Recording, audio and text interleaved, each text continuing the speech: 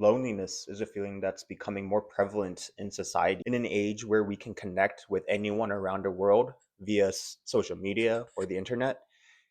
It's interesting and somewhat disturbing to think about why it is such a common occurrence for people to experience loneliness. Loneliness isn't an exclusively male experience. As a cisgendered male, I can only talk about it from my own experiences. I can't talk about it from a woman's perspective, nor should I. But I'm sure that what I'm about to say can be relatable universally. Does the following image sound familiar?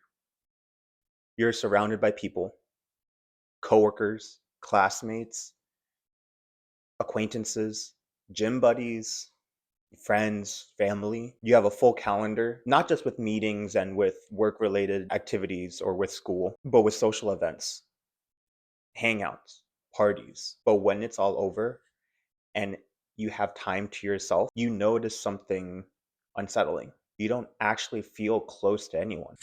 Sure, you have people to hang out with, people you can joke around with, but not people to be honest with, people to watch a game with, but not people to talk too deeply with. Especially for men, this has become the norm. A silent kind of loneliness, a loneliness that hides behind smiles, busyness, and surface level interactions. Most men probably don't even realize that they are lonely.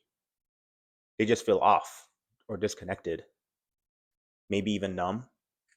But that's what makes it so much harder because on the outside, objectively, you may think that you aren't lonely because you're surrounded by so many people and because you're keeping yourself busy. Yet you can't help to shake off this feeling of lacking a deep connection with individuals and friends. The truth of the matter is, loneliness isn't just in regards to physical presence. The worst kind of loneliness is the loneliness that you feel even when you're surrounded by other people.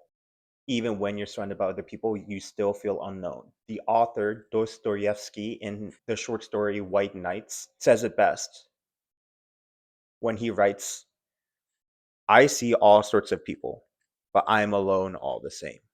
Because loneliness isn't about the absence of company, it's the absence of connection. How does this sense of loneliness start in men? I think it comes from how men are taught to bond through activities rather than through emotions. We love what I like to call side by side interactions. These are activities that you can do with your friends where you're not facing them directly, you're sitting next to them and able to interact with them. Examples of side by side interactions could be watching sports games or fixing a car or playing a competitive sport. The reason why this type of interaction is favored among men is because you're not facing them directly, you are less intimidated by that type of interaction. You don't need to be face to face with whoever you're with in order to be doing the activity or talking to whoever you are with. But why do you think that type of interaction is preferred among men? It's out of fear and cowardice. We're too scared to have hard or uncomfortable conversations, so much so that we made an excuse to just talk to each other. Now, sometimes that's okay. Not every interaction that you have with your friends or every conversation you have needs to be deep, needs to be heavy. Sometimes we just want distractions from our daily life. But as life becomes heavier and more things add on top of each other, activity based relationships become inadequate. We begin to grade, at some point, men begin to crave something deeper, but we just don't know how to get there. We were never taught. Society has made it hard for men in that meaningful connection has somehow become labeled as being soft or weird or feminine or unmanly. But why are we denying ourselves something that makes our lives rich and meaningful? Men always default to just appearing fine. We laugh, we perform, we act light, but we both know that isn't true. As men, we are socially expected to carry expectations such as self doubt, fear being a burden, a pressure to feel strong all the time, unprocessed heartbreak or grief, anxiety about the future, and shame about not having it all together. This comes from a sense of being afraid of being called weak, sensitive, and insufficient. But what's worse than being called all that? Silence, disinterest, withdrawal. So instead of taking the risk to make connection, we hide it. We hide what we're going through, even from people who probably would understand us the most, that being men. Now, this type of thinking over a long period of time becomes harmful and is something and can result in something that is called social starvation, which is a state in which your needs are unmet for so long that it begins to change the way you see yourself. That's kind of how we get in this mess. We start to believe that we don't need anybody, that no one would understand, and this is just how life is. But none of that is true.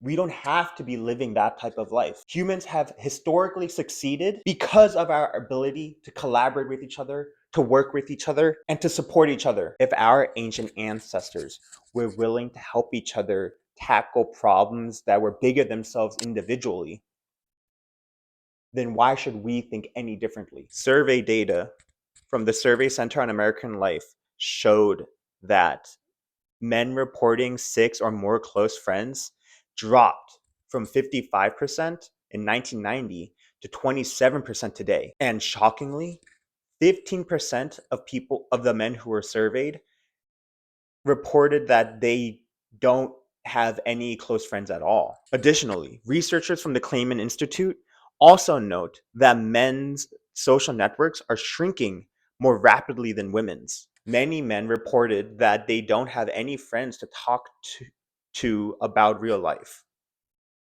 But why? The following is just purely anecdotal experience, anecdotal evidence that I've seen firsthand. When women see or feel a problem or a shortcoming in their relationships or friendships, they are more willing to talk to each other about it. I've seen it firsthand with my own women friends.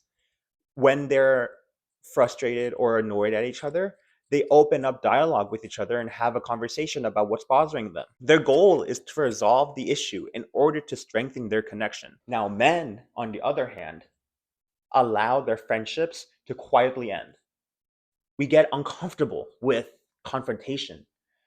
We'd rather suffer in silence, solitude, than work on making our friendships deeper or better. But that's ridiculous to think. You're telling me that you'd rather be in solitude than have a conversation that makes you a little uncomfortable for a moment? So the way I rationalize it is like this. There are two possible outcomes in my mind. The first outcome, I keep to myself, in which case I lose my friendships. I save myself the discomfort of having difficult conversations with my friends, but at the expense of meaningful connection and companionship. Or I face the discomfort, in which case I go through a challenging or uncomfortable interaction or conversation. I have to go through unease and agitation, but the end product is a deeper, more understanding friendship. So, in other words, do I value momentary relief in exchange for long term loneliness? Or do I value momentary distress in exchange for long term connection and support? Now, in my mind, the choice is easy. Obviously, in real life applications, it's not this clear cut. And I recognize that. The rationalities may be easy, but that doesn't mean it's easy to do in real life. I reconcile the fear by telling myself that doing hard things make it worth it. Now, loneliness isn't just emotional. I am a strong proponent and believer that your overall health depends not just on your physical body and your physical symptoms, but also your intangible thoughts, your emotions, your mental health. When either one of those suffer, your whole health starts to get dragged down. As a result, profound loneliness can affect your mental health, your physical health, your stress levels, your sense of purpose, your self-worth, your relationships, and your resilience. Now, the positive thing about this is that you don't need a lot of friends. You genuinely just need one or maybe two, just a small handful at most of genuine, open, stable relationships, connections that can radically improve your mental. Just having one, two, or even maybe a handful of close, open, genuine connections can radically improve your mental and physical health. It truly is the embodiment of the concept of quality over quantity. I also believe that friendships and relationships and the connections that you make are a reflection of yourself. That's why having good relationships help us to become better versions of ourselves. So if deeper relationships are so important, why don't more men pursue them? The truth of the matter is, it's because depth requires risk. And that is what we're afraid of. That's what we're scared of. You're scared of being misunderstood. You're scared of being judged. You're scared of revealing parts of yourself that you're unsure about. But for too long, has the narrative around weakness been twisted? Somehow, vulnerability has been attributed to being weak. On the contrary, knowing your vulnerabilities and what you do not tolerate is strength. Someone opening up to you doesn't push you away, it pulls you closer. You're not less masculine for wanting emotional connection. You're human, and humans were built for connection. In a practical sense, what does it look like for men to build deeper friendships? It starts small, with intentional openness, not with dramatic confessions or emotional flooding. It looks like using real language instead of surface level answers. It can look like asking deeper questions. It could also be checking in without being prompted, sharing something honest, even if it feels strange. And above all, something that a lot of us struggle with is being the one to go first. Part of enacting change is being part of the receiving end too. When your friend comes to you with any of the previously mentioned things, be honest with them. Listen to them. Don't minimize what they're saying. Really listen to what they have to say and be present. Building a community involves the participation of everyone. As much as you want your friends to connect with you, you need to connect with them too. We often wait for other people to make the first move. I'm guilty of this too. That's something I'm actively trying to work on and trying to improve. But real connection comes from initiative. Someone has to step forward first, and that someone can be you. You can be that safe space for them, the image of a strong friend that they can talk to. In time, they'll feel the same with you. Men, this is something we all want to hear and often don't get enough of. You are not strange for wanting deeper friendships. You are not weak for craving connection. You are not broken for feeling lonely. You are not alone in feeling alone. Men everywhere are struggling with the same thing: silence, isolation, emotional distance. But silence isn't strength. Distance isn't protection. Isolation isn't independence. On the contrary, those things are making you weak.